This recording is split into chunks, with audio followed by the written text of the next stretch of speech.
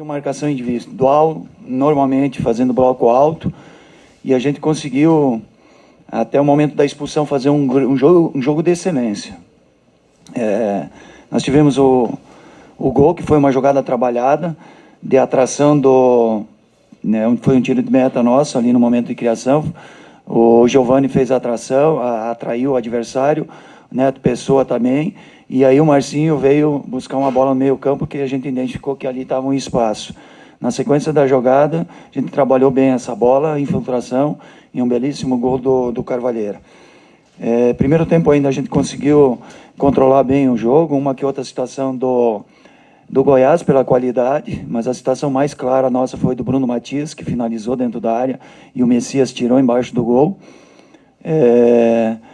No segundo tempo, até o momento da expulsão, a gente estava marcando bem, e eu pedi no intervalo, principalmente, que a gente caprichasse um pouquinho mais nessa transição, porque o Goiás, pela qualidade e pela maneira de jogo, ia colocar, em alguns momentos, nós numa situação de bloco baixo, e a gente fez, defendeu bem, e aí no contra-ataque a gente não conseguia encaixar e tomar as melhores decisões. E aí até ficou um jogo de ataque contra ataque das duas equipes, um risco muito grande. Podia sair um segundo gol nosso, como podia sair um gol do Goiás. E depois da expulsão mudou completamente. Boa noite, Gilmar. Eu gostaria que você falasse sobre as substituições, né, que você fez, explicar um pouquinho as trocas, até a dinâmica, né, que você queria da equipe a partir das mudanças. No intervalo, a do Perotti para o Neto foi a opção, e gerou uma dúvida muito grande por conta do comportamento do árbitro, e eu tinha vontade de fazer as duas trocas, porque estava muito estranho, que era a troca do Jonathan para o João Paulo, e do Doma mantendo o sistema no lugar do Caetano. E, cara, eu vou fazer 3 trocas no intervalo, muitas trocas. E aí a gente, pela característica do João Paulo, a gente optou, porque ele também estava com cartão amarelo, fazer a troca do João, entrar o Doma, manter o sistema.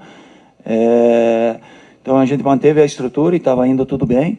E depois da expulsão, eu fui obrigado a fazer uma linha de 5, outra linha de 4, para ter velocidade com o Ítalo, quando o Ítalo entrou e quando o Marcinho estava, e o Carvalheira também. Porque naquele momento a gente tinha que ter essa postura, saber se defender, e infelizmente a gente não conseguiu sustentar o resultado.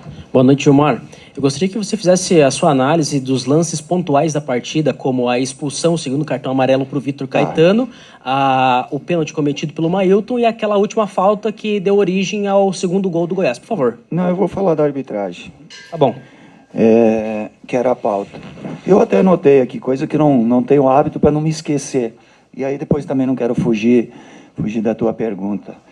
Foram 3 momentos eles que foram determinantes. O primeiro cartão amarelo no Marcinho.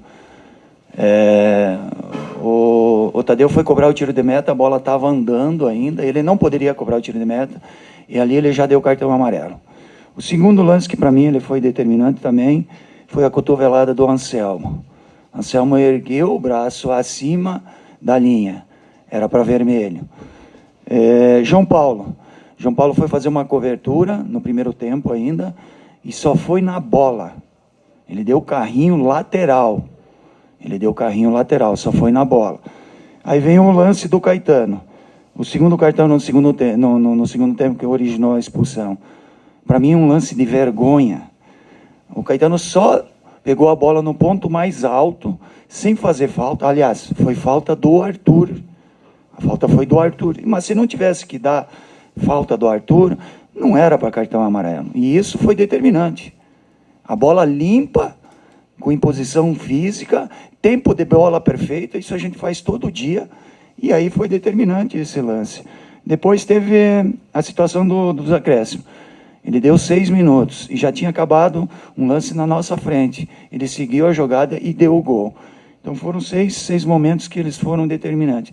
E, no intervalo, eu pedi para os atletas manter a concentração e deixar o árbitro de lado, porque a gente viu que ele estava perturbado, ele não estava numa noite feliz, e eu pedi calma para ele, porque a gente já passou uma experiência ruim no Campeonato Catarinense, e a informação que poucos falam, a nossa equipe até o momento era a mais disciplinada das 20 equipes da Série B.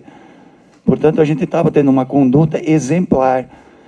Só que humanamente, aí um depoimento meu como atleta, humanamente os atletas manter o controle num cenário como se apresentou, com tudo isso que eu expliquei para vocês, que ele foi determinante. Aí o jogador ele fica mais ansioso, fica perturbado, o sangue sobe pela cabeça, porque nós não temos sangue de barata, a gente fica indignado, tenta se controlar, a gente passa isso para os atletas, e esse tipo de comportamento do pênalti do Mailton, da falta, do gol tomado, é tudo uma consequência por tudo aquilo que eu falei para vocês.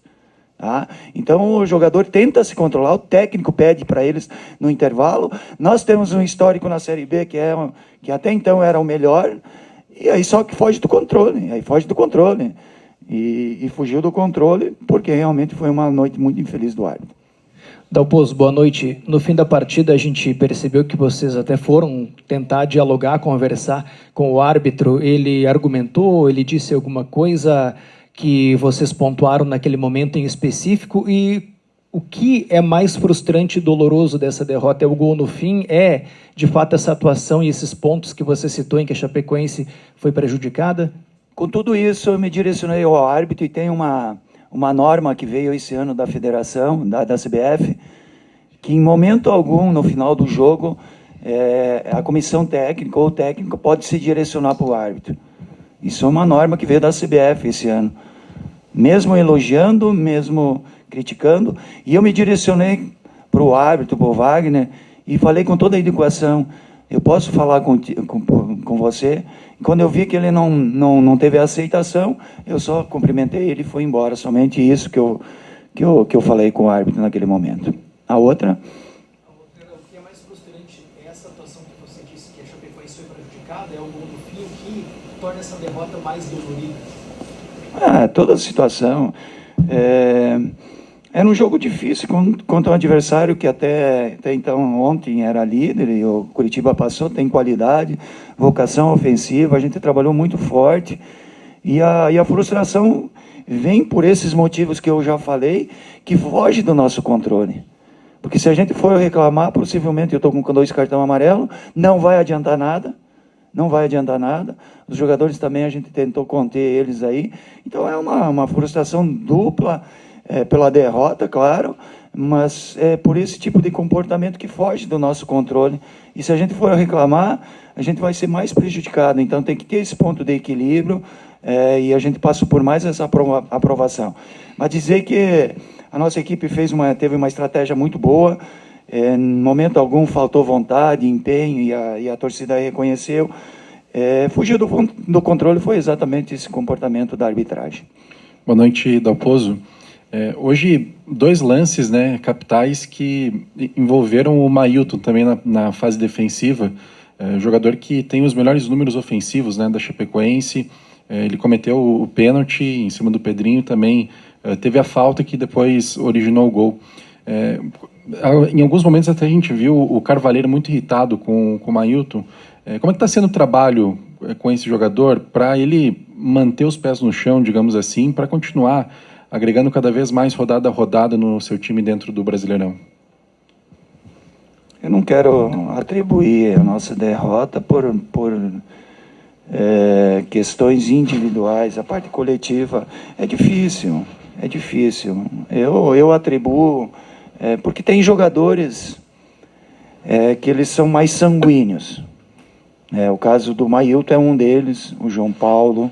Eles são mais agressivos nos comportamentos no dia a dia. Agressivo quando eu digo mais incisivo, mais forte. Outros são mais passivos, outros são mais equilibrados. Então, dentro do grupo, a gente identifica isso e tenta passar a tranquilidade. Foi o que eu falei para vocês aqui, que no intervalo eu pedi, inclusive tirando o João, que era um risco muito grande, deixando o Caetano, porque o Caetano ainda é um jogador mais equilibrado, e o Mailton também, como toda a equipe, Giovani, eu pedi essa tranquilidade que a gente teria que ter esse equilíbrio, porque realmente estava Tava difícil, porque foi uma noite infeliz do árbitro, mas aquilo que está no nosso controle, a gente tenta controlar e passar para os atletas. E esse tipo de comportamento, como é nas ações ofensivas do Mailton, que ele é agressivo, faz gol, 1 contra 1, tem desequilibrado, defensivamente também ele é indignado.